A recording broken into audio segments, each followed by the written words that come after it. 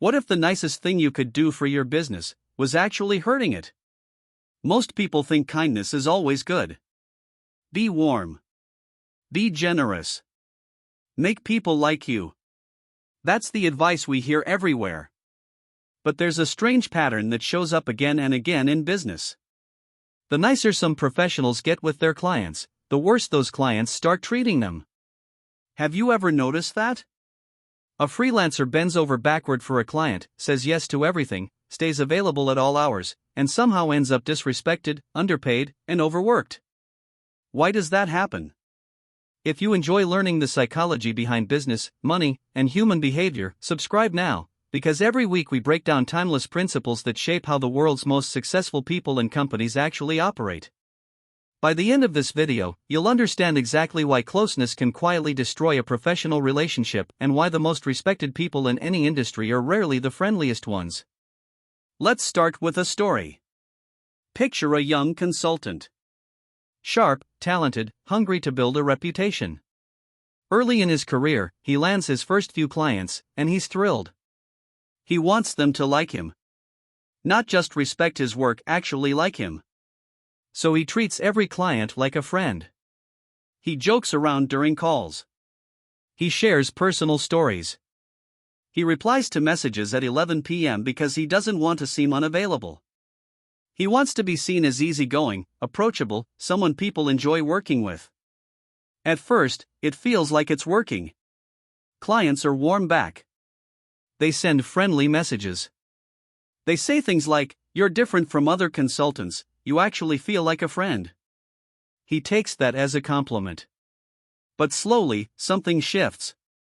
A client asks for one small extra task off the books. Just this once, right? He says yes, because saying no feels awkward between friends. Then it happens again. And again. Payments start arriving a few days late. Then a week late. He wants to bring it up, but it feels strange to chase a friend for money. So he stays quiet. Deadlines get pushed. Scope quietly expands. The work grows, but the price stays the same. And here's the part that stings the most.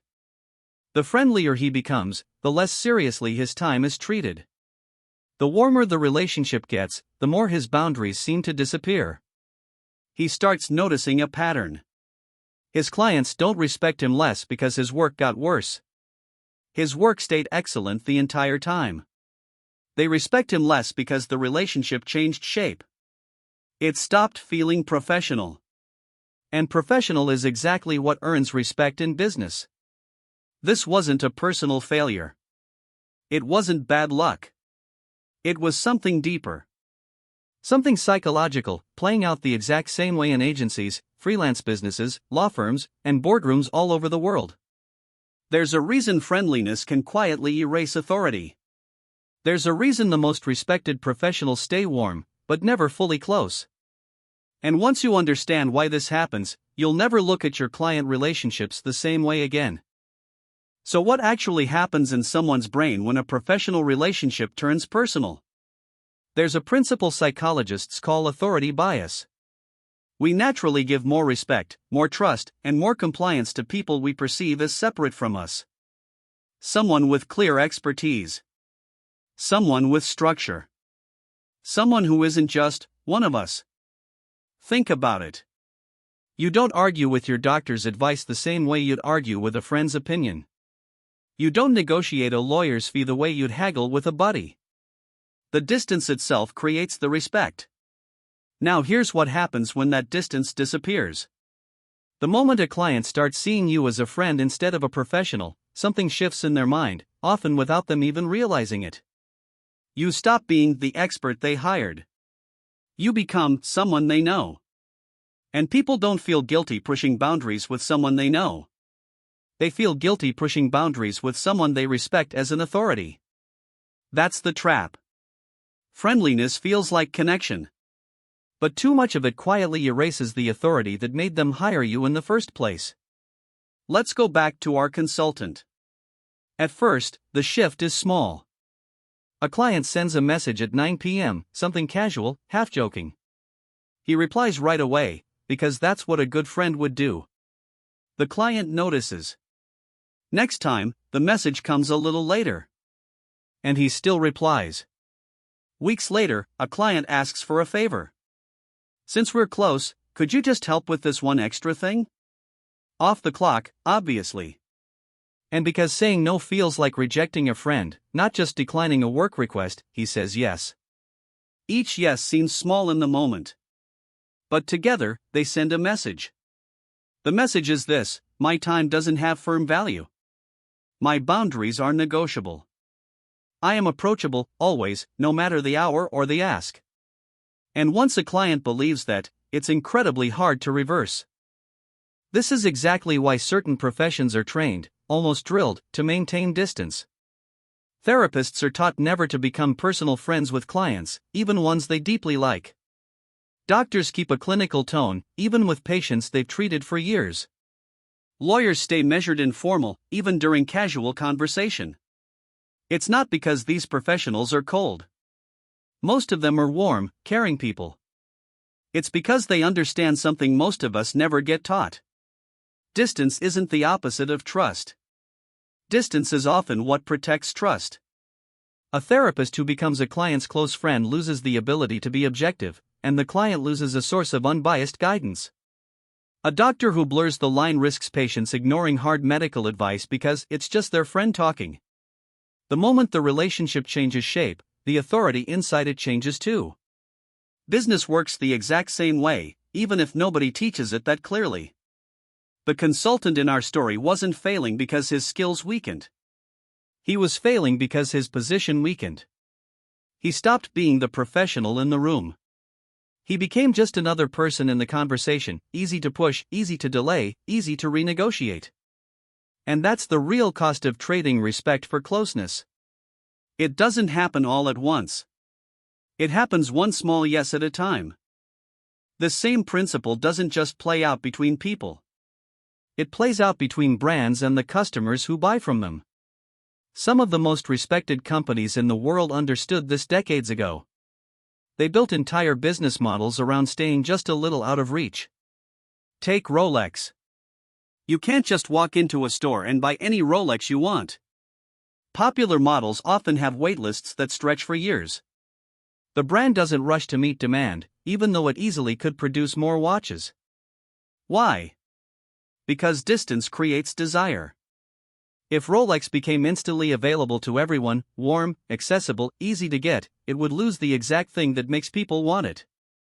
The moment something feels too close, too easy, too familiar, the mind quietly downgrades its value. Ferrari plays the same game, but even more aggressively. For certain limited models, Ferrari doesn't just sell to whoever has the money. The company decides who is allowed to buy. Loyalty, reputation, sometimes even personal relationships with the brand factor into it. Ferrari isn't trying to be everyone's friend. It's protecting its position as something people have to earn access to. Now compare that to businesses that go the opposite direction. Businesses that try to be endlessly warm, endlessly accessible, endlessly agreeable to every customer request. Many discount retailers built their entire identity around this. Constant sales. Constant flexibility. Constant yes to every customer demand, every return, every complaint. And what happened over time? Customers stopped seeing them as valuable. They started seeing them as replaceable. Price became the only thing that mattered, because respect for the brand had quietly disappeared.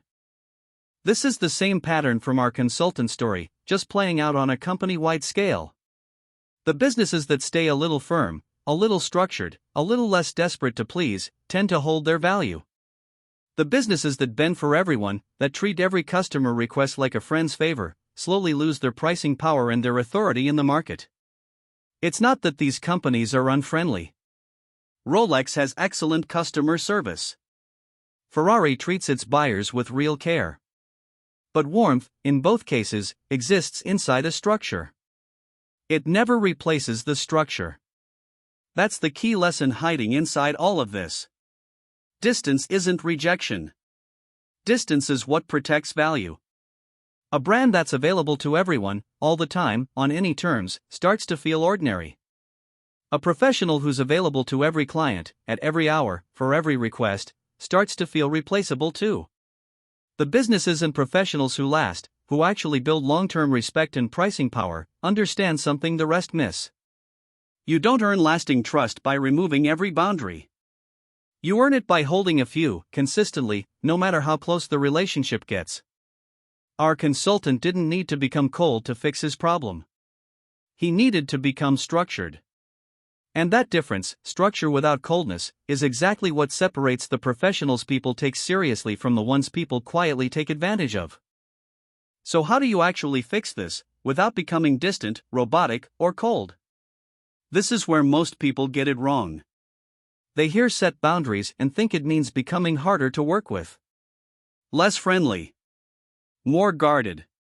But that's not the answer, and it's not what the most respected professionals actually do. The goal isn't to remove warmth. The goal is to keep the warmth, but rebuild the structure underneath it.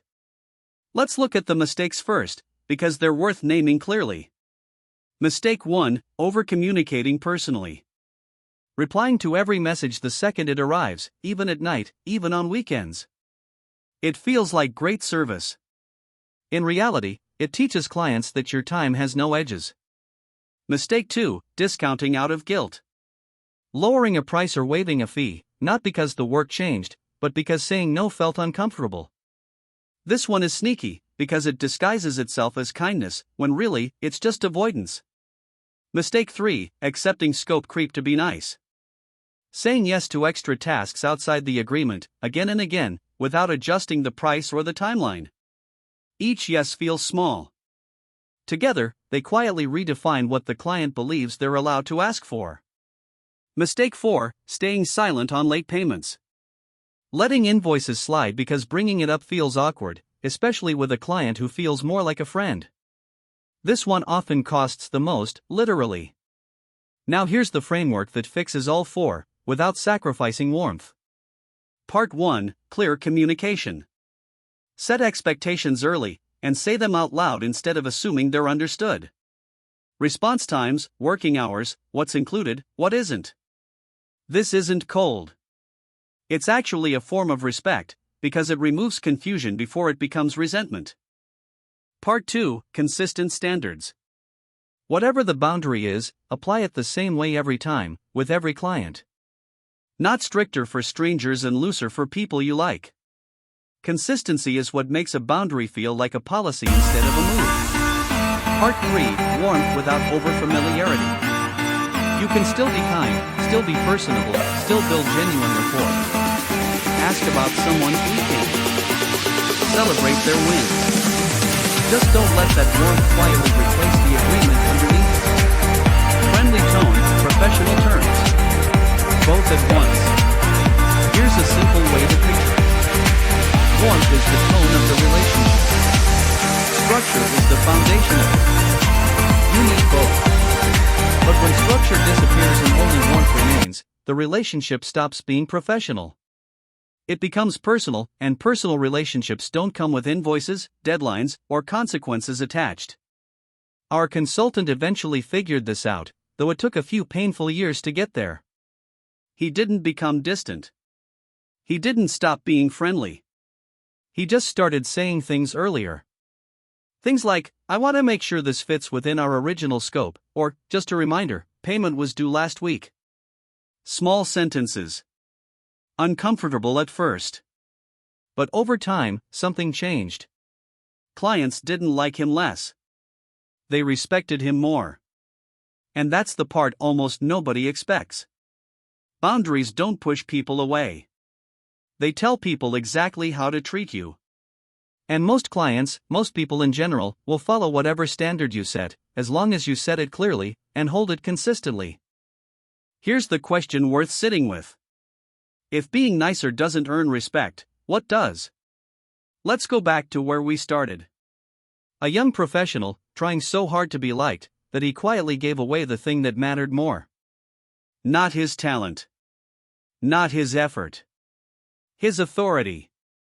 He wasn't wrong to be warm. He wasn't wrong to care about his clients.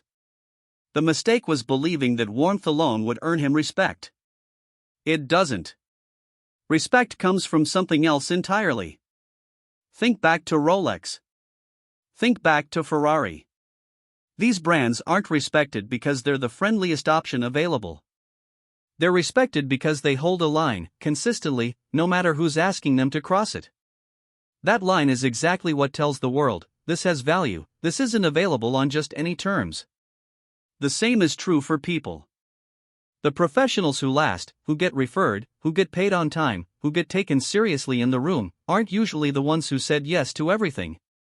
They're the ones who were clear about what a yes actually meant.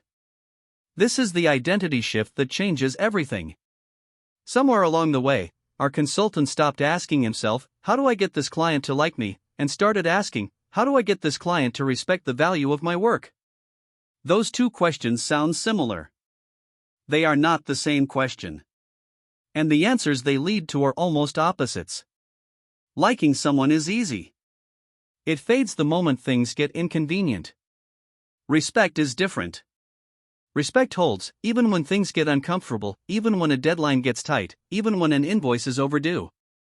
Respect is what keeps a client paying on time, staying loyal, and recommending you to others, long after the friendliness of a first impression has worn off. That's the shift worth remembering. You stop trying to become someone's favorite person, and you start becoming the person they take seriously. The person whose time has clear value. The person whose no means no, and whose yes comes with a price attached to it. Warmth builds relationships. But boundaries build businesses. And if you have to choose which one to build first, choose the boundaries. The warmth can exist inside them. It rarely survives without them. So here's the real lesson underneath all of this. Kindness was never the problem. Kindness without structure was. Be warm. Be kind. Be genuinely good to the people you work with. But never let that warmth erase the line between professional and personal. Because the moment that line disappears, so does the respect that came with it. The goal was never to be liked by everyone. The goal is to be trusted by the people who matter, taken seriously by the people who pay you, and respected long after the friendliness of the first conversation has faded. If this video shifted how you think about business, money, or human behavior, subscribe now. Every week, we break down the psychology behind the world's most successful people, brands, and decisions, the kind of principles that never go out of style.